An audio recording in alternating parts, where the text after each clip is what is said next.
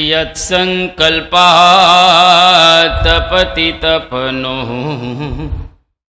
वाति वात समिन्दे वह निर्धत्ते धरणिरुदधि लंघते नैव वेला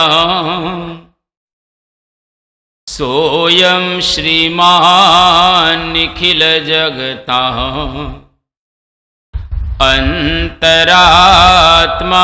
अंतरात्मावतीर्णो धर्मं रक्षन् दिशतु कुशलम् स्वामिनारायणो नः। भगवते श्री स्वामिनारायणाय नमो नमः। श्री अक्षर पुरुषोत्तमाभ्यां नमो नमः। श्री गुणातीतानंद स्वामी महाराजाय नमो नमः। श्री भगतजी महाराजाय नमो नमः। श्री शास्त्री जी महाराजाय नमो नमः। श्री योगी जी महाराजाय नमो नमः। श्री प्रमुख स्वामी महाराजाय नमो नमः।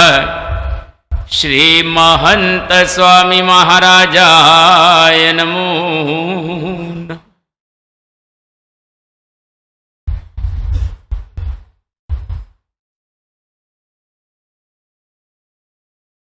परम पूज्य महंत स्वामी महाराजना दिव्य चरित्रोनो આપણે લાભ પ્રાપ્ત કરી રહેલા છીએ।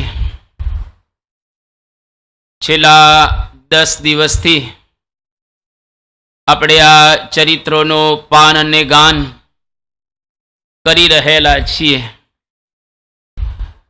આ ચરિત્રો દ્વારા આપણે શું પ્રાપ્ત કરીશું જેની વાતો આપણે ઘણી વખત સાંભળી ચૂકેલા છીએ કે આપણા જીવનની અંદર જ્યાં આપણે છીએ એના કરતાં થોડાક આપણે આગળ વધીશું અથવા તો આપણા જીવનની અંદર આપણે આને આ જન્મે મુક્ત અવસ્થાને પ્રાપ્ત કરી શકીશું। આ એક આપણો ધ્યેય રહેલું છે, આપણું લક્ષ્ય રહેલું છે। એ લક્ષ્યની સિદ્ધિ માટે આપણે આ ચરિત્રોનું ગાન અને પાન કરી રહેલા છીએ। તો ગઈકાલે આપણે એક વાત કરેલી હતી કે જીવનની અંદર ભગવાન અને ભગવાનના ચરિત્રો સાંભળવા એ ખૂબ જ અગત્યના રહેલા છે। આજે આપણે પરમ પૂજ્ય સ્વામી બાપાના ચરિત્રોનો પ્રારંભ કરીએ એની પહેલા એક વખત ગુણાતીતાનંદ સ્વામી જુનાગઢની અંદર પોતે વિરાજમાન હતા અને આપણે જાણીએ છીએ કે ગુણાતીતાનંદ સ્વામીએ પોતાના જીવનકાળ દરમિયાન 8 પુરાણી રાખેલા। એ જમાનો એવો હતો કે લોકો ફક્ત સાંભળતા, એની પર બહુ નિરૂપણ ન થતું, એટલે 8 પુરાણી કથા વાંચ્યા જ રાખે અને હરિભક્તો ભાવિકો સદભાવીઓ ગુણભાવીઓ એ કથા સાંભળ્યા રાખે। હવે રાતના કોણ આવતું હશે? કારણ કે રાતના 12 થી સવારના 6 વાગ્યાનો સમય હોય એમાં તો મોટા ભાગના સૂઈ જાય। એ વખતે કોણ કથા વાર્તા સાંભળવા આવે? પણ છતાંય ગુણાતીતાનંદ સ્વામીએ 8 પુરાણી રાખેલા હતા અને છેલ્લો વારો ભગતજી મહારાજનો 8મા તરીકે। બરાબર માણસને ઊંઘ આવતી હોય 3 થી 6 અને એ વખતે ભગતજી મહારાજનો વારો આવે। અને ભગતજી મહારાજ કથા વાર્તા વાંચતા અને કરતા, તો સોપો પડવા દીધો નથી ગુણાતીતાનંદ સ્વામીએ જુનાગઢની અંદર. અને યોગીજી મહારાજ એવી વાત કરતા હતા કે આ જુનાગઢના જોગીનો વારસો ચાલ્યો આવે છે. આપણા સંપ્રદાયની અંદર યોગીજી મહારાજ જુનાગઢ ત્યાં આવેલા, અને યોગીજી મહારાજે જે નવું નવું ઘણું ઇન્ટ્રોડ્યુસ કરેલું, એ વખતે જુનાગઢની અંદર જે અષ્ટક બોલાતા, એ અષ્ટક પણ યોગીજી મહારાજે અહીંયા આગળ એનો પ્રારંભ કર્યો. યોગીજી મહારાજે નોમનો ઉપવાસ એનો પણ પ્રારંભ કર્યો. યોગીજી મહારાજે જાડા કપડાં પહેરવા સંતોએ એનો પણ પ્રારંભ કર્યો. યોગીજી મહારાજે સંતો માટે સંસ્કૃત સારી રીતે ભણવું એનો પ્રારંભ પણ વ્યવસ્થિત રીતે કર્યો. રવિ સભાનો પ્રારંભ પણ યોગીજી મહારાજે કરાવ્યો. બાળ મંડળોની સ્થાપના પણ યોગીજી મહારાજે કરી. અને સત્સંગ મંડળો દેશ વિદેશની અંદર સ્થાપવા એ પણ યોગીજી મહારાજે કહ્યું. અને સમગ્ર વિશ્વમાં અક્ષર પુરુષોત્તમના ડંકા વાગે એવું આયોજન પણ યોગીજી મહારાજે કર્યું. એટલે યોગીજી મહારાજ હતા આમ ગામડાના, અને યોગીજી મહારાજે બહુ ફોર્મલ એજ્યુકેશન પ્રાપ્ત કરેલું ન હતું, પરંતુ યોગીજી મહારાજના વિચારો બહુ જ મોટા હતા. એ જમાનાની અંદર યોગીજી મહારાજે સંતોને કહ્યું કે આપણે જપાન જવાનું છે, આપણે રશિયા જવાનું છે, આપણે જર્મની જવાનું છે. એટલે સંતો બધા ગમ્મત કરતા હતા એ જમાનામાં કે જાપાન એટલે જમરાડા અને રશિયા એટલે રોહિશાળા. આ પ્રકારે બધા ગમ્મત કરતા હતા. પરંતુ આજે આપણે જોઈએ છીએ કે વિશ્વના 5 ખંડની ધરતી ઉપર આપણા સંતો ફરી રહેલા છે, અને લગભગ 150 થી 250 સંતો આજે વિદેશની અંદર રહે છે. 200 ની આજુબાજુ કહીએ તો પણ વાંધો નથી. આજે 200 જેટલા સંતો 1200 માંથી વિદેશોની અંદર વસી રહેલા છે, અને ત્યાં આગળ સત્સંગનો પ્રચાર અને પ્રસાર પોતે કરી રહેલા છે. તો યોગીજી મહારાજના આવા બધા મહાન સંકલ્પો હતા, એ બધા સાકાર થઈ રહેલા છે.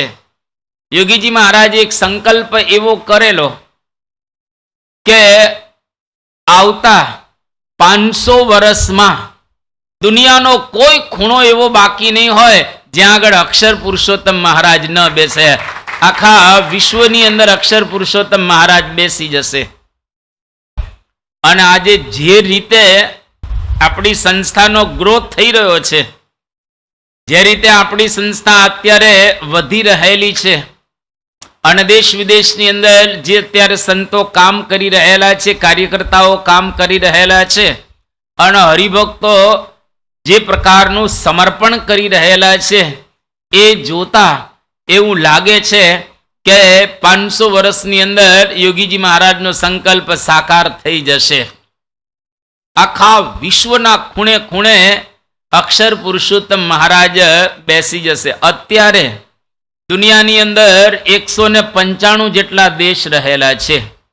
195 દેશમાંથી અત્યારે લગભગ 60 દેશમાં અક્ષર પુરુષોત્તમ મહારાજ બેસી ગયા.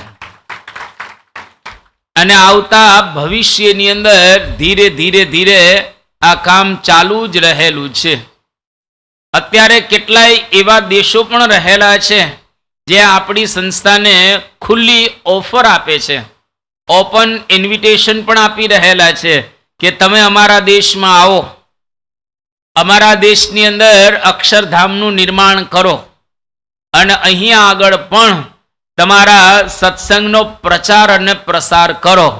પણ આપણી પાસે અત્યારે એટલો ફોર્સ નથી, સંતોનો પણ ફોર્સ નથી, અને હરિભક્તો જે આપણે કહીએ કાર્યકર્તાઓ એ પણ એટલા રહેલા નથી કે જેને લઈ અને આપણે આ બધું કાર્ય કરી શકીએ, પણ ધીરે ધીરે આજે ખૂબ વધી રહેલું છે. આજે તમે ઓસ્ટ્રેલિયા જાઓ તો 10 વર્ષ પહેલા અને અત્યારે ઓસ્ટ્રેલિયામાં ઘણો ફેરફાર થઈ ગયો છે. આજે તમે યુરોપના દેશોની અંદર જાઓ તો 10 વર્ષ પહેલા જે સત્સંગ હતો એના કરતાં આજે ઘણો વધી ગયેલો છે. આ બધું તો થશે જ. અનેક સમય એવો પણ આવશે ગોપાળાનંદ સ્વામીની ભાષામાં કે ભવિષ્યમાં સ્વામિનારાયણના સુવર્ણના મંદિરો થશે. હવે સોનાનું મંદિર થાય એનો મતલબ શું થયો? તમારા ઘરે સોનાની ઈંટ હોય તો જ સોનાનું મંદિર થાય ને, કારણ કે પૈસા તો તમે જ આપવાનો છો, અમે તો કંઈ કમાતા રહેલા નથી. તો હરિભક્તો પણ બહુ સુખી થશે, સમૃદ્ધિ એમના ઘરે પણ આવશે, બધું થશે જ. પણ ગોપાળાનંદ સ્વામીએ બીજી વાત કરી, જ્યાં સુધી તમારું ચૈતન્ય મંદિર તૈયાર નહીં થયું હોય તો બહારના સુવર્ણના મંદિરો પણ તમને આનંદ નહીં આપે. એટલે બહાર ગમે તેટલું હોય પણ આપણા હૃદયની અંદર ચૈતન્ય મંદિર આપણું તૈયાર થવું જોઈએ. બાજુના ઘરની અંદર કરોડો રૂપિયા આવે તો તમને શું ફાયદો? બાજુના ઘરની અંદર આવે અબજો રૂપિયા તો આપણને જોવા મળે એની સમૃદ્ધિ, એના ઘરે કાર આવે વગેરે વગેરે, કદાચ કોઈક વખત બેસવા પણ મળે, પણ એ સંપત્તિ આપણી કહેવાય નહીં. નિજી સંપત્તિ હોવી જોઈએ. એમ આધ્યાત્મિક માર્ગની અંદર પણ આપણું પોતાનું હોવું જોઈએ. આપણે પોતે આનંદ લેતા હોઈએ. કોઈ પણ પ્રકારનું તમારી પાસે કશું જ ન હોય અને છતાંય તમને આખો દિવસ આનંદ જ આવ્યા રાખે, એ પ્રકારની સ્થિતિ આપણે પ્રાપ્ત કરવા માટે આ પારાયણનો પ્રારંભ કરી રહેલો છે. એનો મતલબ એવો નથી કે કમાવું નહીં, ચોક્કસ બધું કરું, પણ આપણું લક્ષ્ય, આપણો ગોલ, આપણું ધ્યેય, આપણું ડેસ્ટિનેશન એ જો ખ્યાલ હોય તો આપણે એ માર્ગે થોડાક આગળ વધી શકીએ. જેમ તેનસિંગ અને હિલેરી એ એવરેસ્ટ ચડવા માટે એને પ્રારંભ કર્યો. એક સમય એવો આવ્યો કે એ લોકો ધીરે ધીરે ચડતા હતા, બહુ જ નજીક આવી ગયા હતા, પણ પરિસ્થિતિ કંઈક એવી સર્જાઈ કે ત્યાંથી એને પાછા આવવું પડ્યું નીચે. અને વખતે તેનસિંગ અને હિલેરી એવરેસ્ટને ઉદ્દેશીને કહે છે કે જો અત્યારે આવી પરિસ્થિતિ છે એટલે અમે પાછા જઈએ છીએ, પણ એક વખત સર કરીશું, એક વખત ત્યાં અમે પહોંચીશું ચોક્કસ. એટલા માટે કે અમે જીવંત છીએ અને તું મૃત રહેલો છે, તું કઈ વધવાનું નથી. એવરેસ્ટને કહે છે અમે જીવંત છીએ. તો આપણું ધ્યેય તો નક્કી હોવું જોઈએ ને. કોઈ પણ વ્યક્તિ ધ્યેય વગરનો હોય એ કેવો કહેવાય? સરનામા વગરનું પોસ્ટકાર્ડ. જેમાં કોઈ સરનામું જ ન હોય, એડ્રેસ જ ન હોય, એ પોસ્ટકાર્ડ જાય ક્યાં? કચરા પેટીમાં જ જાય ને, બીજે ક્યાં જાય? કારણ કે એને એડ્રેસ જ નથી. જે ગાડીની અંદર બ્રેક ન હોય એ ગાડી જાય ક્યાં? ખાડામાં જ જાય ને, દવા થડાય તો ગમે ત્યાં જાય. એટલે આપણું ધ્યેય એકદમ શુદ્ધ રાખવું, બરાબર રાખવું. આપણું ધ્યેય શું રહેલું છે તો આપણા શાસ્ત્રો અને મહાપુરુષો આપણને ચોક્કસ બતાવે છે. રામકૃષ્ણ પરમહંસ ઘણી વખત એવી વાત કરતા હતા, the goal of human life is to achieve the lord. ભગવાનને પ્રાપ્ત કરવા એ આપણા જીવનનું ધ્યેય છે. શાસ્ત્રોની અંદર ભગવાન વેદવ્યાસ એવું કહે છે, આલોડ્ય સર્વશાસ્ત્રાણી વિચાર્ય ચ પુનઃ પુનઃ ઇદમ એકમ સુનિષ્પન્નમ ધ્યેયો નારાયણો હરિ. ભગવાન વેદવ્યાસ કહે છે મેં બધા જ શાસ્ત્રોનું આલોડન કર્યું. જો અત્યારે તમે સાંભળો છો, આલોડન કોઈ નથી કરતા. મારે પૂછવું નથી તમને અત્યારે, પણ આલોડન કરવું એટલે શું? એને વ્યવસ્થિત વારે વારે વાગોડવું, વારે વારે એની ઉપર ચિંતન કરવું, એને કહેવાય આલોડન. ભગવાન કહે છે મેં બધા જ શાસ્ત્રોનું વારે વારે આલોડન કર્યું, ચિંતન કર્યું, અને બધા જ શાસ્ત્રોમાંથી એકમ સુનિષ્પન્નમ, એક વસ્તુ નિષ્પન્ન થતી મને જણાય. કહી તો કે ધ્યેયો નારાયણો હરિહી, ભગવાન નારાયણને પ્રાપ્ત કરવા એ માણસના જીવનનું લક્ષ્ય રહેલું છે. જો નારાયણની પાસે આપણે ન પહોંચ્યા અને બાકીનું બધું જ કર્યું તો નિષ્કુળાનંદ સ્વામીએ કહ્યો ફેરો ન ફાવ્યો, થયો ફજીત અને જીત ગઈ જળમાં. ઘોઘે જઈને પાછા આવ્યા, કઈ કામ ન કર્યું આપણે. એવા ને એવા કશું જ કર્યા વિના આ લોકમાંથી કોઈ 50, કોઈ 60, કોઈ 70, કોઈ 80, કોઈ 90, કોઈ 100 એટલો આયુષ્ય પૂરું કરી અને ગયા. માણસ તમે જુઓ જતો હોય છે અને આવતો હોય છે, એટલે જીવનની અંદર ચોક્કસ બધું કરવાનું. એમાં કોઈ આ સામાન્ય રીતે આપણે છોડી નહીં દેવાનું. એક કે એક વસ્તુને પરફેક્ટ કરો, પણ એની સાથે સાથે એટલું પણ રાખવાનું કે મારે આલોકમાંથી વિદાય લઈ અને એક વખત જવાનું છે. ક્યાં જવાનું છે એનો તપાસ તો કરવો પડે ને. તમે કોઈ પણ યાત્રાનો પ્રારંભ કરો, તે યાત્રાનો પ્રારંભ કરતા પહેલા વિચાર તો કરો ને મારે ક્યાં જવું છે. ધારો કે તમારે ગઢડા, ગોંડલ કે સારંગપુર જ જવું હોય, કોઈકને ચારધામની યાત્રા કરવા જવું હોય, કોઈકને અન્ય જગ્યાએ જવું હોય, તો પહેલા તો નક્કી તો કરો ને કે મારે ક્યાં જવું છે. નક્કી કર્યા વિના કઈ રીતે આપણે યાત્રા શરૂ કરવાના હતા? એમણે કોઈ ટ્રેનમાં બેસી જાય છે, ટિકિટ તો લો છો ને. કયા સ્થાનમાં જવું એની ટિકિટ આપણે લઈએ છીએ કે મારે મુંબઈ જવું છે, મારે ફલાણી જગ્યાએ જવું છે. તો જે દિવસે આપણે આ લોકની અંદર આવ્યા અને થોડાક સમજણા થયા, એમાં પણ આપણે સત્સંગની અંદર આવતા થયા, તો આપણે ટિકિટ તો લેવી જોઈએ ને કે મારે ક્યાં જવું છે. ગુણાતીતાનંદ સ્વામીએ આપણા માટે કહી દીધેલું છે કે આપણે તો અક્ષરધામમાં જવું છે એવો એક સંકલ્પ રાખવો. હાલતા ચાલતા, ખાતા પીતા, ઉઠતા બેસતા, નોકરી ધંધા, તમામ કાર્યોની અંદર એક સંકલ્પ રાખો, મારે અક્ષરધામમાં જવું છે, મારે આલોકની અંદર રહેવું નથી, મારે ત્યાં પહોંચવું છે. અને કદાચ ઈચ્છા રાખશો તો આ લોકમાં કેટલું રહેવાના આપણે કઈ જાજુ રહેવાના નથી આ લોકની અંદર, બહુમાં બહુ તો 100 વર્ષ સુધી. એટલે આપણું ધ્યેય એકદમ ક્લિયર હોવું જોઈએ. એટલે આ રામકૃષ્ણ પરમહંસે આપણને સમજાવ્યું, the goal of human life is to achieve the lord. ભગવાન મળે, સમજી લેવું બધા ધ્યેય આપણા સિદ્ધ થઈ ગયા. આ એના માટે આપણે આ પારાયણનો પ્રારંભ કરેલો છે.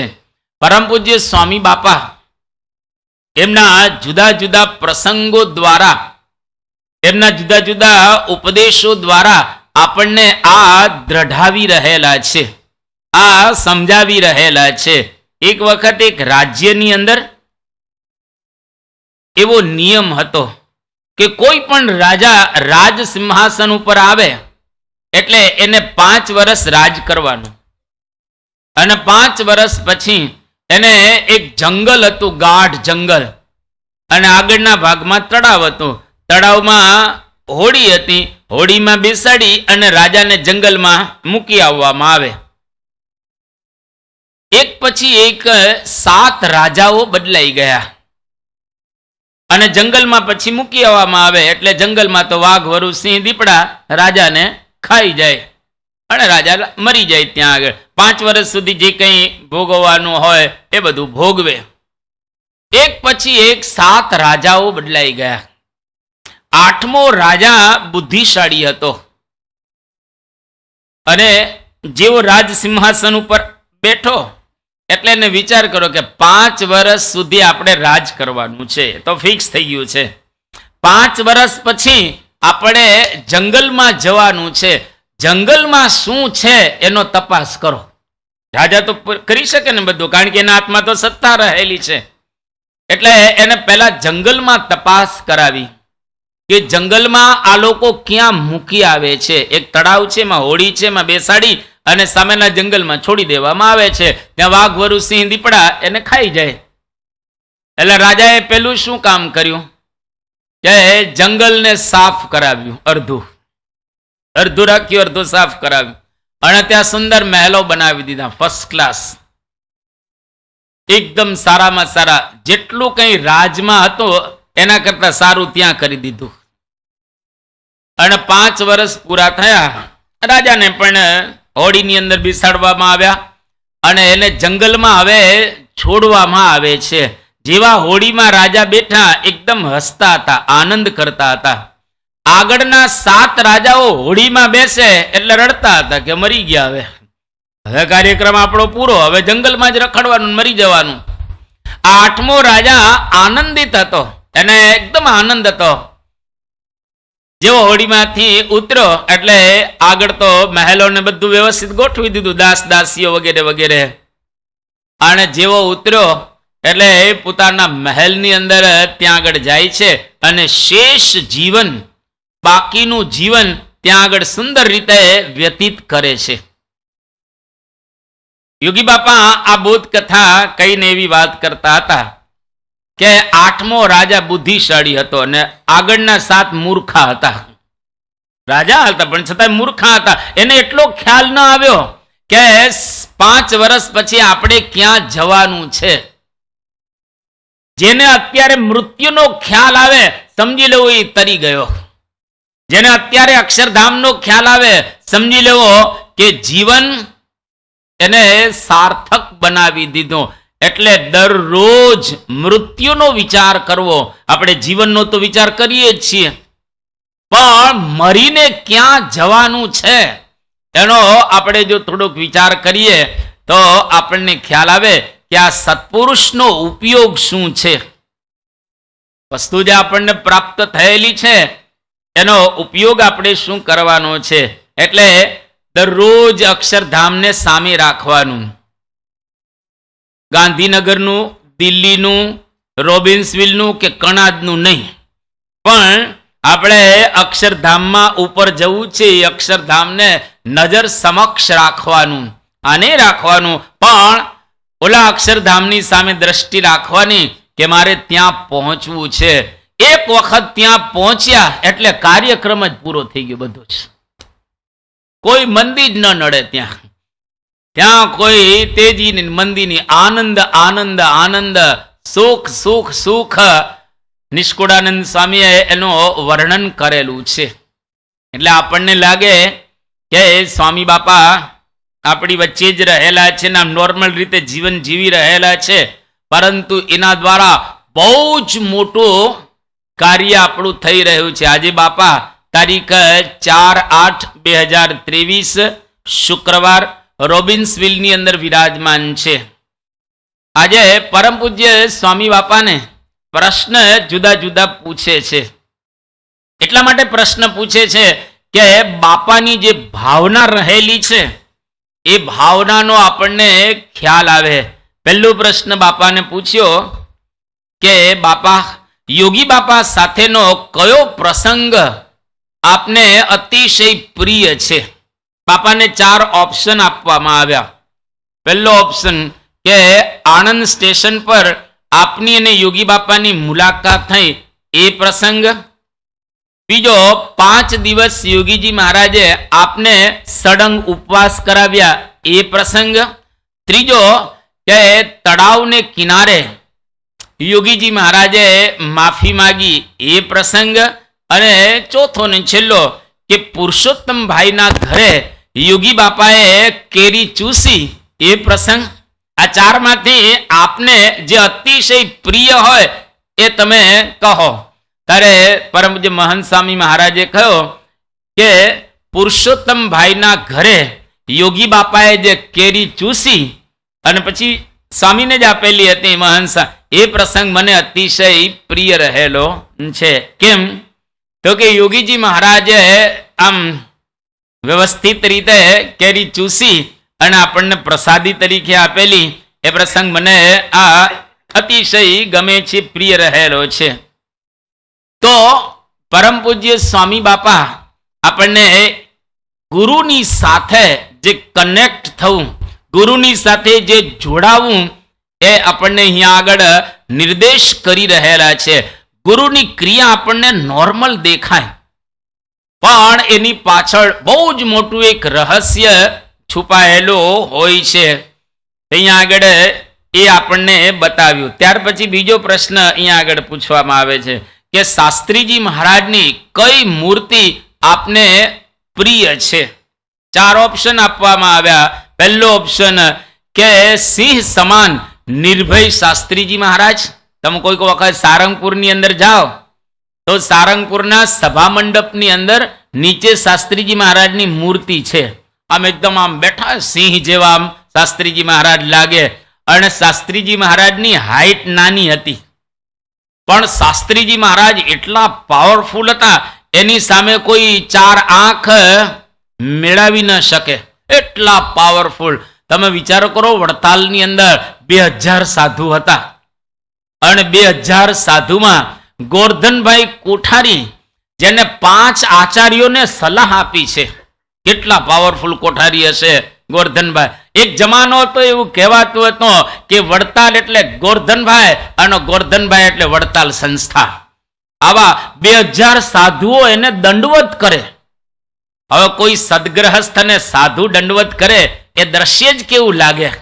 અને વડતાલના 2000 સાધુ એને દંડવત કરતા અને ગોરધનભાઈ બેઠા હોય એકદમ બગલા જેવા ધોળા કપડાં પહેરીને, વર્તન પણ શુદ્ધ, વાણી પણ શુદ્ધ, જીવન પણ શુદ્ધ, જ્ઞાન પણ જબરજસ્ત. આવા ગોરધનભાઈ કોઠારી એ શાસ્ત્રીજી મહારાજ જ્યારે દંડવત કરે ત્યારે શું બોલતા? એ કે તારે મને દંડવત ન કરવા. શાસ્ત્રી મહારાજની ઉંમર તે વખતે નાની હતી કે તારે મને દંડવત ન કરવા. એટલે શાસ્ત્રીજી મહારાજનો પ્રભાવ અને પ્રતાપ કેવો જબરજસ્ત એ હશે.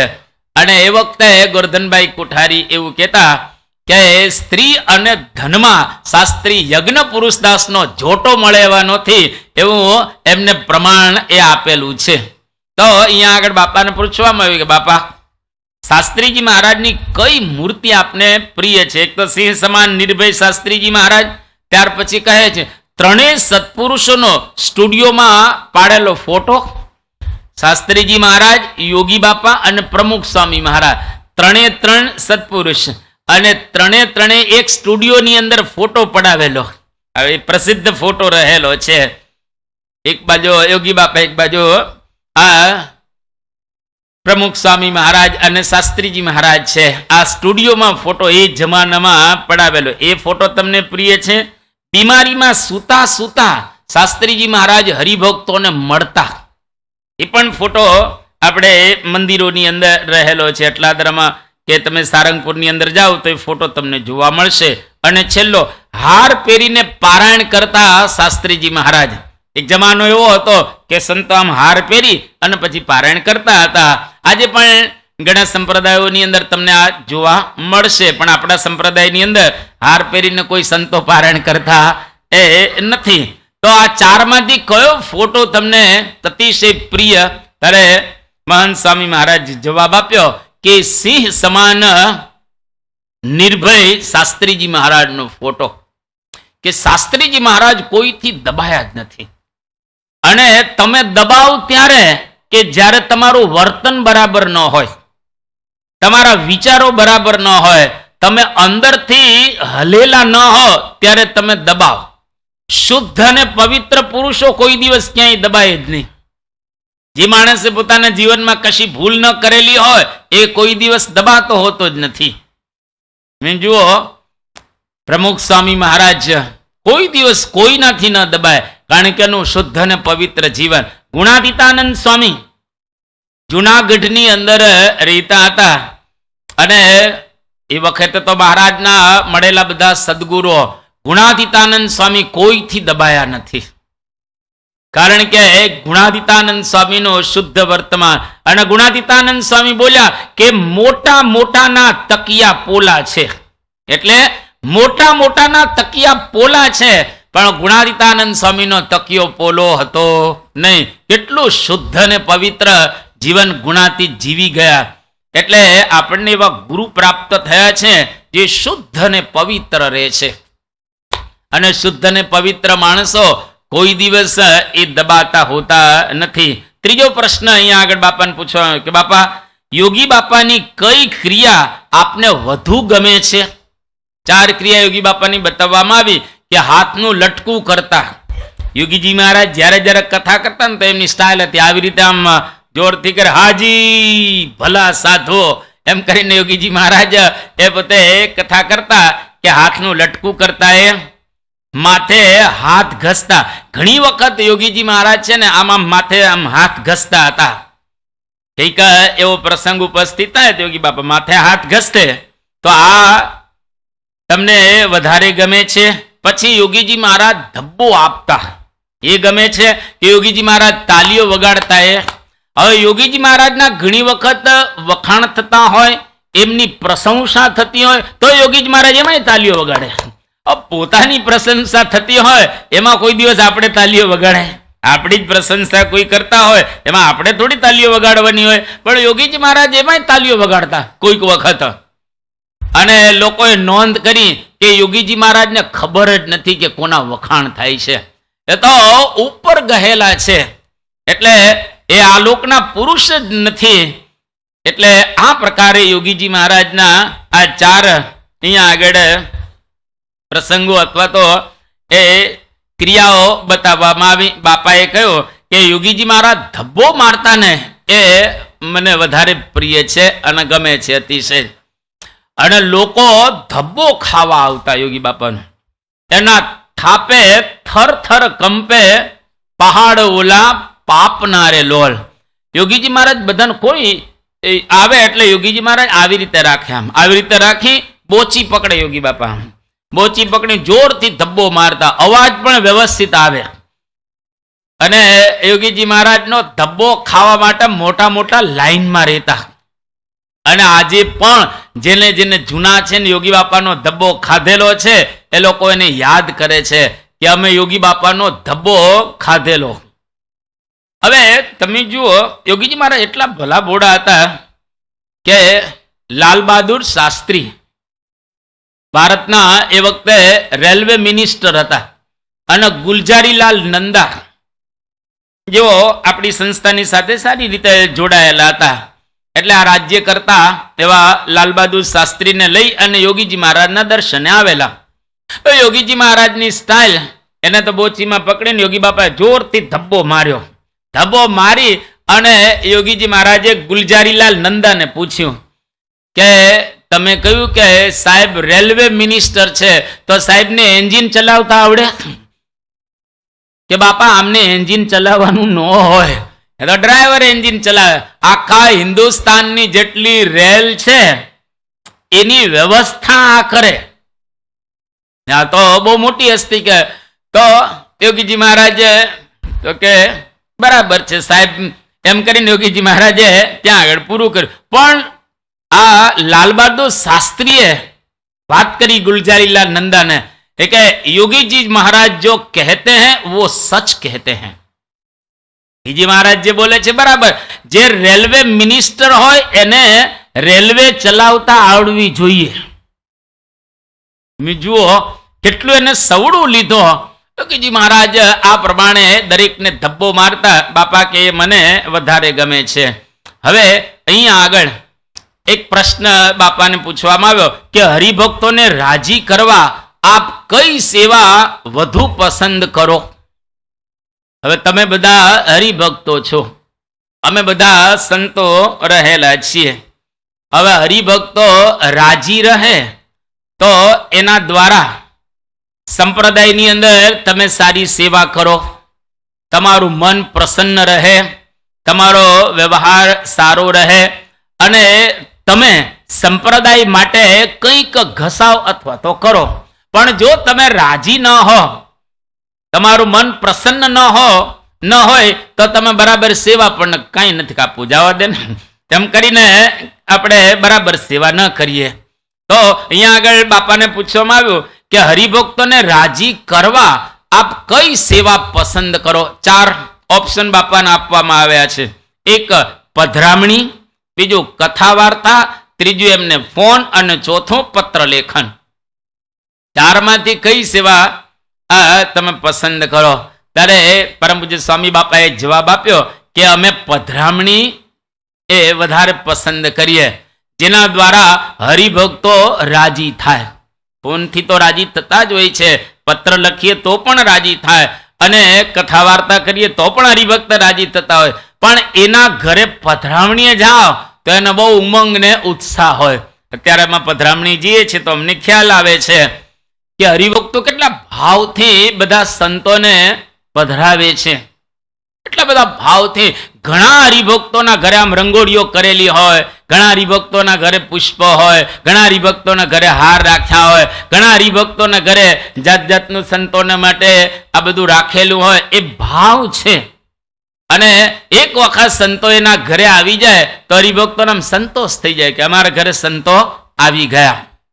જેમ શાસ્ત્રોની અંદર અને મહાપુરુષો કહીને ગયા છે, જા ઘર હરિકથા કીર્તન નાહી, જા ઘેર હરિકથા કીર્તન નાહી, સંત નહીં મિજમાના, તા ઘેર જમડા ડેરા દે, સાંજ પડે મસાણા.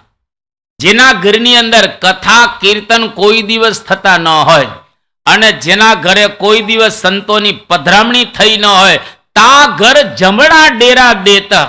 એનું ઘર, એની અંદર જમડા એટલે કે યમદૂતો ડેરા દેતા એટલે કે રહે છે.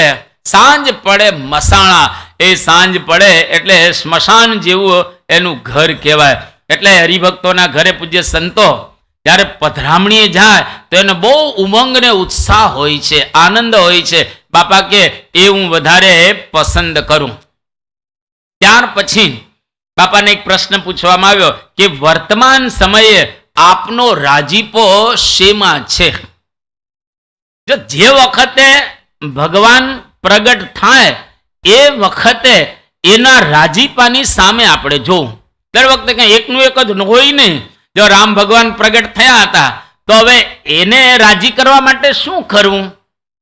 તો એ વખતે સીતા મૈયાને લંકામાંથી લાવવાના હતા, અને ભગવાન રામને કોઈ એમાં મદદ કરે તો એમાં ભગવાન રામ રાજી થતા હતા. બહુ નિષ્કુળાનંદ સ્વામીએ લખ્યો કે રામનું કામ કર્યું કપીએ, લાવી પથ્થર બાંધી પાજ, અવળ ઉપાય અડગા કર્યા, રામજી રીઝવવા કાજ. કે રામનું કામ કર્યું કપીએ, કપીએ લેવાનર. તો ભગવાન રામ રાજી થયા અને બધાને વૈકુંઠમાં મૂકી દીધા. એક પુલ બાંધ્યો, એમાં બધાની ઉપર કેટલો રાજીપો થઈ ગયો. એ વખતે એમાં રાજીપો હતો. ભગવાન કૃષ્ણચંદ્ર અવતાર ધારણ કરીને પધાર્યા. એ વખતે ભગવાનના પક્ષમાં જે જે ભળ્યા એની ઉપર ભગવાનનો રાજીપો થયો, કારણ કે એને કૌરવોનો સંહાર કરવાનો હતો. ભગવાને કહ્યું કે વિનાશાય ચ દુષ્કૃતામ ધર્મ સંસ્થાપનાર્થાય સંભવામી યુગે યુગે. હું તો યુગે યુગે અવતાર ધારણ કરીને પધારું છું. અત્યારે આનો સંહાર કરવો એમાં મારો રાજીપો રહેલો છે. શ્રીજી મહારાજ જ્યારે આ લોકની અંદર પધાર્યા એ વખતે મહારાજના સમયની અંદર આપણે જાણીએ છીએ મંદિરોનો પ્રારંભ કર્યો. એક વખત શ્રીજી મહારાજ બધા સંતોને ભેગા કરે છે અને કહ્યું કે તમારે 10,000 હરિભક્તોને કંઠી બાંધવી. નિત્યાનંદ સ્વામી બાજુમાં હતા કે મહારાજ 10,000 પૂરા ના થાય તો મહારાજ કે બીજો જન્મ લેવાનો. એટલે બોલાને લઈને અમારે બીજો જન્મ કે આ બીજો જન્મ લેવાનો, એવી વાત મહારાજે કરી. અને મહારાજે કહ્યું કે તમારે ગામડે ગામડે જવાનું અને દરરોજ 5 નવા મુમુક્ષુને વર્તમાન ધરાવવાના. અને જો 5 નવા મુમુક્ષુને તમે વર્તમાન ધરાવી ન શકો તો તમારે ઉપવાસ કરવાનો. ન થાય તો આમાં તો ઉપવાસ કેટલા થાય? તો ઘણા બધા સંતોનો ઉપવાસ થતા પણ હતા. મહારાજે કહ્યું કે આખો દિવસ પ્રયત્ન કરવાનો, પણ પછી સાંજે જો કોઈ એવા હરિભક્ત ન મળે તો 5 ઝાડને વર્તમાન ધરાવવાના. કારણ કે ઝાડમાં જીવ તો છે જ, વનસ્પતિમાં જીવ તો છે જ. જગદીશચંદ્ર બોઝે વાત કરી, એના પહેલા શ્રીજી મહારાજે વર્ષો પહેલા વાત કરેલી ભાજીની તોડીની મહારાજે જગન્નાથપુરીની અંદર. તો ઝાડને વર્તમાન ધરાવવાનું, પછી જમવાનું. પણ મહારાજે શું કહ્યું? આખો દિવસ પ્રયત્ન કરીને પછી રાત્રે ઝાડને વર્તમાન ધરાવવાનું, સવારથી ન ધરાવીને ખાઈ નહીં લેવાનું. આ પ્રમાણે પરમહંસો ગામડે ગામડે ગયા અને આખું ગુજરાત ખૂંદી નાખ્યું. વિચાર તો કરો, આજથી 200 વર્ષ પહેલા ગુજરાતની અંદર ભગવાન સ્વામિનારાયણના સંતોએ 20 લાખ સત્સંગીઓ કરેલા અને કેવી કેવી પધરામણીઓ કરી, કેવો કેવો દાખલો વેઠી. એક વખત બ્રહ્માનંદ સ્વામી પધરામણી ગયા હતા અને હવે એ વખતે ખેડૂત ખેતી કરતા હતા અને હળ ચલાવતા હતા. બ્રહ્માનંદ સ્વામીએ કહ્યું કે તારે હળ ચલાવવાનું, હું પાછળ આવું છું અને આવી અને તને વાત કર્યા રાખીશ, તારે મારી ખાલી વાત જ સાંભળ, મારી સામું નહીં જોવાનું. અરે હળ ચલાવ્યા રાખવાનું, તારું કામ કર, હું સાઈડમાં ચાલતો ચાલતો તને વાતો કરીશ. પેલો હળ ચલાવતો ચલાવતો થોડી વખત તો સાંભળ્યું, પછી કંટાળ્યો, જોરથી બ્રહ્માનંદ સ્વામીને એક લાકડી મારી. અને લાકડી શીશમની હતી. આમ નોર્મલ લાકડી હોય તો એટલી ન વાગે, આ શીશમની વધારે વાગે. અને જોરથી લાકડી મારી બ્રહ્માનંદ સ્વામીને પાછળ. લાકડીને 2 કટકા થઈ ગયા. હવે કેવી મારી હશે! અને 2 કટકા લઈ બ્રહ્માનંદ સ્વામી એના હાથમાં આપે છે અને પેલાને કહે છે કે માફ કરજે, તારી લાકડી ભાંગી ગઈ. લાકડી મારી એની ચિંતા બ્રહ્માનંદ સ્વામીને નથી, તારી લાકડી ભાંગી ગઈ એની બ્રહ્માનંદ સ્વામીને ચિંતા રહેલી છે. આવા ઉત્સાહ, ઉમંગ, ભાવના અને ભક્તિથી પરમહંસોએ શ્રીજી મહારાજને રાજી કર્યા. એ વખતે રાજીપો હતો અને યોગી બાપાના વખતમાં એ રાજીપો હતો, શાસ્ત્રીજી મહારાજના વખતમાં ઉપાસના પ્રવર્તનનું કાર્ય કરવું એમાં રાજીપો હતો, પ્રમુખ સ્વામી મહારાજના વખતમાં એ રાજીપો. અત્યારે પરમ પૂજ્ય મહંત સ્વામી મહારાજ રહેલા છે, અત્યારે શેમાં રાજીપો બાપાનો રહેલો છે? બાપાને 4 ઓપ્શન આપવામાં આવ્યા. 1, અભાવ અવગુણ ન લેવા. નિયમ ધર્મનો કોઈ લોપ કરતું હોય, માન કોઈ રાખતું હોય, વાણી વિવેકનો અભાવ હોય, એ 4 માંથી આપનો કુરાજીપો શેમાં છે અને આપ રાજી કઈ રીતે થાવ? તો સ્વામી બાપાએ કહ્યું, કોઈ અભાવ અવગુણ લે એમાં અમે અતિશય કુરાજી થઈએ છીએ, કોઈ ગુણ ગ્રહણ કરે એમાં અમે અતિશય રાજી થઈએ છીએ. હવે આમાં કોઈ પૈસા આપવાના છે? આમાં કોઈ પૈસા જ આપવાના નથી. લો, તમને હમણાં કહેવામાં આવે કે 5 કરોડની સેવા કરજો ને. 5 કરોડ એટલા બધા. અત્યારે ડભોલી વિસ્તારની અંદર અમે વિચરણ કરી રહ્યા છીએ, ત્યાં આગળ ખરડો કરીએ છીએ. તો સ્થિતિ સારી હોય હરિભક્તની, આમ 2 લાખ આપી શકે એવા હોય કે 5 લાખ આપી શકે એવા હોય. આપણે કહીએ કે 5, ઓહો સ્વામી એટલા બધા. પછી હાથો પાડે, પાછા છેલ્લે હાથો પાડે સમજાવીએ એટલે. પણ આપણને કોઈ સેવાનું કહે તો એની અંદર આપણને એ વધારે લાગે. પણ અભાવ અવગુણમાં કોઈ દાખલો ખરો? આપણે કોઈના ગુણ લઈએ એમાં ક્યાં દાખલો છે? અભાવ અવગુણમાં પડવું જ નહીં, બીજાના અભાવ અવગુણ જોવા જ નહીં. યોગીજી મહારાજ કહે, ઓલા 3 વાંદરાની વાત કરતા ને, કોઈનું જોવું નહીં, કોઈનું સાંભળવું નહીં અને કોઈનું ખરાબ બોલવું નહીં. આપણે આપણી સામું જોયા રાખવું. બસ હું શું કરી રહેલો છું. યોગી બાપા એક વખત જુનાગઢમાં હતા અને જુનાગઢની કેસર કેરી યોગીજી મહારાજના થાળમાં આવી અને જેવી થાળમાં આવી યોગીજી મહારાજ કેસર કેરી જમ્યા. પછી તરત યોગી બાપા બોલ્યા કે સત્સંગની અંદર જો અભાવ અવગુણ ન લઈએ તો આ જુનાગઢની કેસર કેરી જેવું સુખ આવે. એકદમ આનંદ આવ્યા રાખે. એક વખત યોગીજી મહારાજ આમ રસ્તામાં જતા હતા અને ત્યાં આગળ ડાયવર્ઝનનું બોર્ડ આવ્યું. હવે ડાયવર્ઝનનું બોર્ડ આવે એટલે ત્યાંથી આપણે આમ નીચે ઉતરી જવું જોઈએ ને, કારણ કે ત્યાં બોર્ડ લખેલું હતું. ત્યારે પેલા હરિભક્તએ કહ્યું કે બાપા હવે કામ બધા પૂરા થઈ ગયા હોય તો આ કોઈ બોર્ડ ઉતારતા નથી હોતા. બોર્ડ એમને એમ હોય, કામ તો આગળ પૂરું થઈ ગયું હોય, માટે આપણે આગળ જઈએ. યોગી બાપા કે ગુરુ નીચે લઈ લો ને. તો પેલા એ લીધું નહીં એટલે આગળ ગયા. હવે આગળ 2 કિલોમીટર 3 કિલોમીટર ગયા અને સાવ સાંકડો રસ્તો હતો અને પુલ તૂટેલો હતો, હજુ કામ પૂરું નહોતું થયું. એટલે હવે શું કરવું પડે? ગાડી રિવર્સમાં જ લેવી પડે ને. હવે 2-3 કિલોમીટર રિવર્સમાં ગાડી લેવી કેટલી અઘરી પડે, કારણ કે આમ સાંકડો રસ્તો વળી શકે એવી સ્થિતિ જ ન હતી. અને ઓલો હરિભક્ત 2-3 કિલોમીટર ધીરે ધીરે ધીરે રિવર્સમાં ગાડી લે છે. યોગી બાપા એક શબ્દ બોલ્યા નહીં. કેટલી સજ્જનતા! તમે જો આપણા જેવા કેટલું બોલ નાખે. એ 3 કિલોમીટરમાં તો ઓલાનો અડધો લગભગ ત્યાં પૂરો કરી દે, અડધો એને ત્યાં જ પૂરો કરી દે. ખબર નથી પડતી આવો છે ને તેવો છે ને ફલાણું ઢીકડું, મેં તને કીધું તું માન્યો નહીં, વગેરે વગેરે. યોગી બાપા એક શબ્દ બોલતા નથી અને માળા કરતા હતા. ડાયવર્જનનું બોર્ડ આવીને પછી આમ નીચેથી ગાડી લીધી ને ત્યારે યોગીજી મહારાજ એક શબ્દ બોલ્યા કે ગુરુ, આપણે અક્ષરધામમાં અર્ચી માર્ગે જતા હોય. અર્ચી એટલે ત્રેજનો માર્ગ, અર્ચી એટલે સીધો માર્ગ, અર્ચી એટલે ડાયરેક્ટ માર્ગ, કે આપણે સીધા તેજના માર્ગે જતા હોઈએ અક્ષરધામની અંદર. પણ જો કોઈના અભાવ અવગુણ લઈએ તો ગાડી રિવર્સમાં લેવી પડે. એટલે કોઈ દિવસ કોઈના અભાવ અવગુણની અંદર પડવું જ એ નહીં. એટલે બીજા જે કરે એને કરવા દો ને, આપણે એનું શું કામ છે? આપણે એનું કોઈ કામ રહેલું નથી. ભાદરાની અંદર ડોસાભાઈ કરીને એક હરિભક્ત હતા અને મંદિરમાં આવે, બીજું કંઈ કરે નહીં, આવીને બસ ઠાકોરજીના દર્શન કરીને હોઈ જાય, આખો દી સુઈ જાય અને નાનું મોટું થોડું કરવું હોય કરે, બાકી કંઈ નહીં.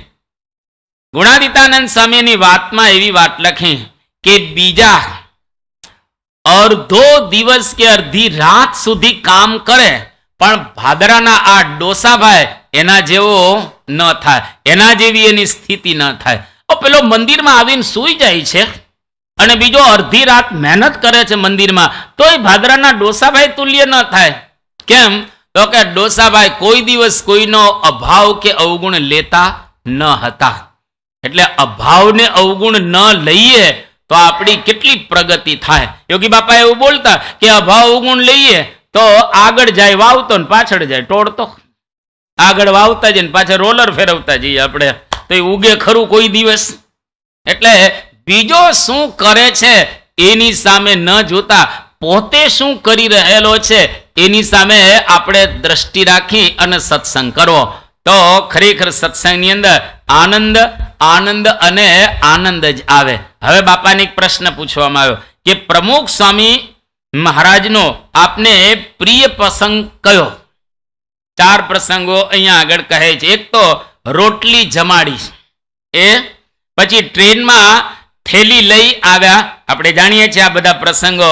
અને ત્રીજી બામણ ગામમાં વિચરણ એમની સાથે એ કરેલું તે, અને સારંગપુરમાં પ્રથમ દર્શન આપને થયા તે. આ 4માંથી પરમ પૂજ્ય સ્વામીશ્રીનો આપને કયો પ્રસંગ પ્રિય લાગે છે? મહંત સ્વામી મહારાજ બોલ્યા 4. અહીંયા આગળ ઓપ્શન કોઈ આપતા નથી કે પ્રમુખ સ્વામી મહારાજના 4 પ્રસંગો અમને પ્રિય લાગે છે. બસ આટલું જ આની ઉપરથી આપણે કાઢવાનું કે ગુરુનું તમામ પ્રિય છે. ગુરુની તમામ વસ્તુઓ પ્રિય રહેલી છે. જો આપણે એની અંદર દિવ્ય ભાવ રાખીએ તો ખરેખર ગુરુ આપણી ઉપર એ પ્રસન્ન થઈ જાય. અને છેલ્લો પ્રશ્ન આજે બાપાને પૂછવામાં આવ્યો કે બાપા, નીલકંઠ વનની વન વિચરણનો આપને પ્રિય પ્રસંગ કયો? એમાં 4 ઓપ્શન આપવામાં આવે. 1 પુલહાશ્રમની અંદર તપ કરતા તે, સેવક રામની સેવા કરી તે, અને શ્રીપુરની અંદર જે સિંહને શાંત કર્યો અને મઠની મહંતાઈનો ત્યાગ કર્યો તે, કે પછી ગૃહ ત્યાગ કર્યો તે. મહારાજના 4 પ્રસંગમાંથી આપને કયો પ્રિય લાગે છે?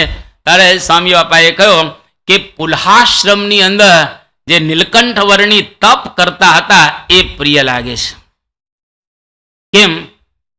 તો બાપાએ બહુ સરસ વાત કરી કે તપ કરવું પુલહાશ્રમમાં બહુ જ અઘરું હતું. અતિશય અઘરું. અમે પુલહાશ્રમની અંદર ગયા હતા અને ત્યાં આગળ પારાયણ પણ પુલહાશ્રમમાં કરેલી હતી. અહીંયા આગળ જસમતભાઈ એના સાક્ષી રહેલા છે, સંજયભાઈ પણ ત્યાં આગળ આવ્યા હતા અને ઘણા બધા હરિભક્તો આમાંથી કદાચ આવ્યા હશે પુલહાશ્રમની અંદર. પુલહાશ્રમમાં એક દિવસ રહેવું ને એ અઘરું છે. પેલી વખત અમે પુલહાશ્રમમાં ગયા હતા તો એક દિવસમાં તો તરત નીચે પાછા ઉતરી ગયા, કારણ કે શ્વાસ લેવામાં તકલીફ પડે અને બહુ ત્યાં અઘરું રહેલું છે. અને એમાં એ ઠંડીનો સમય હોય ત્યારે તો ગાત્રો ધ્રુજાવી દે એવી ત્યાં આગળ ઠંડી પડે છે. હવે એની અંદર કૌપિન ભર ઊભા રહી અને 6 મહિના તપશ્ચર્યા કરવી, આ કોઈ સામાન્ય કામ રહેલું છે? કોઈ માનવનું કામ જ નથી. માનવ કોઈ દિવસ આ કામ કરી જ ન શકે, પરંતુ ભગવાન અથવા તો સત્પુરુષ એ કાર્ય કરી શકે. મહારાજે ત્યાં આગળ તપશ્ચર્યા કરી. આજે પણ ત્યાં દેરી થયેલી છે. આજે પણ ત્યાં આગળ ધર્મશાળા છે જેમાં મહારાજ ઉતરેલા હતા. ત્યાં આગળ આપણે યજ્ઞ પણ ધામધૂમપૂર્વક કરેલો હતો. જો બની શકે અને જરાક તમે સશક્ત હો, ઘરડા વિચાર ન કરતા, પણ જે સશક્ત હોય અને બની શકે તો પુલહાશ્રમની જીવનમાં એકવાર યાત્રા કરવા જેવી છે. કારણ કે પુલહાશ્રમને માટે એવું કહે છે એ મુક્તિનાથ કહેવાય. જ્યાં કોઈ જાય એને મુક્તિ મેળવવી પડતી નથી, પરંતુ મુક્તિ મળી જાય છે. એટલે કે ત્યાં આગળ આપણે આવું કષ્ટ વેઠીને જઈએ તો આપણને મહારાજનો મહિમા સમજાય કે નીલકંઠ વર્ણીએ કેવા કષ્ટ વેઠ્યા હશે. બરફની અંદર નીલકંઠ વર્ણી ફર્યા છે. એ તો ભગવાન હતા એટલે ફરી શકે, બાકી કોઈ બીજાનું કામ નહીં. બરફમાં રહેવાય જ નહીં. તમે માન 5-10 મિનિટ રહી શકો. ડીપ ફ્રીઝમાં કેટલી વાર રહી શકો તમે? બરફ ઉપર થોડોક ચલાય આમ, અને 5-10 મિનિટ ચાલો તો માણસ તો તરત ખલાસ થઈ જાય. એમાં કાંઈ -4 ડિગ્રી સેલ્સિયસની અંદર માણસ કાંઈ બહુ રહી ન શકે જાજો સમય. હા, તમે કપડાં પહેર્યા હોય બીજું ત્રીજું હોય તો બરાબર છે. તો કેનેડાની અંદર રહે છે ને -30 હોય કે 15 હોય, એમાં પણ માણસો ત્યાં આગળ રહે છે. એનાથી વધારેમાં પણ ત્યાં આગળ રહે છે લોકો.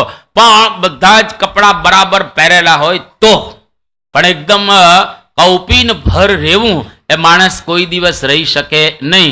તો મહારાજે ત્યાં આગળ તપશ્ચર્યા કરેલી છે અને હજારો લોકોને લાભ આપ્યો છે. સ્વામી કે પ્રસંગ અમને વિશેષ અહીંયા આગળ એ ગમે છે. અને બાપાએ આ પ્રકારે જુદા જુદા ઓપ્શનો કેતા પ્રશ્ન બાપાને પૂછવામાં આવ્યા, એમાંથી બાપાએ એક સિલેક્ટ પોતે કર્યો. આના દ્વારા આપણે બાપાની ભાવનાને ખૂબ સુંદર રીતે સમજી શકીએ છીએ. અને બાપા આપણી વચ્ચે આજે જુદી જુદી રીતે આ પ્રમાણે દર્શન આપે છે. આવા પ્રસંગો દ્વારા આપણને એમના સ્વરૂપનો નિશ્ચય કરાવી રહેલા છે. એમના અંતરમાં એક જ ઈચ્છા છે કે એન કેન પ્રકારેણ તમામને મારે અક્ષરધામ આપવું છે ને શુદ્ધ કરવા છે. અમે અત્યારે ઘરે ફરીએ છીએ ને તો એવું લાગે છે કે હરિભક્તો બહુ જ ઓછા જાગ્રત છે, બહુ જ ઓછા. આમ અંતરદ્રષ્ટિવાળા ઘર શોધવા હોય તો બહુ જ ઓછા હરિભક્ત એવા છે કે જેના ઘરની અંદર કંઈક આવો જબરજસ્ત પાયાનો સત્સંગ હોય. લગભગના ઘરે અમે જઈએ તો પૂછીએ પૂજા કરો છો તો કે દીકરો કે ના હું નથી કરતો. ઘણી વખત કે દીકરી નથી કરતી, ઘણા કે બૈરાઓ કરે છે, અમે નથી કરતા કોઈ. આમ ઘરે ઘરે ફરીએ તો આપણને ખબર તો કેટલો સત્સંગ કાચો રહેલો છે. તો ક્યારે આપણે પાકો કરીશું ક્યારે સત્સંગ? એટલે અહીં જેટલા બેઠેલા છે તમામને ખાસ વિનંતી, પોતાના ઘરની અંદર ઘણા નાના છોકરા હોય એનું ઉપરાણું લેતા હોય છે કે આ છોકરો નાનો છે, હજુ નાનો છે, ખાતો નથી, નાનો પીતો નથી, નાનો સૂતો નથી, નાનો સ્કૂલે નથી જતો.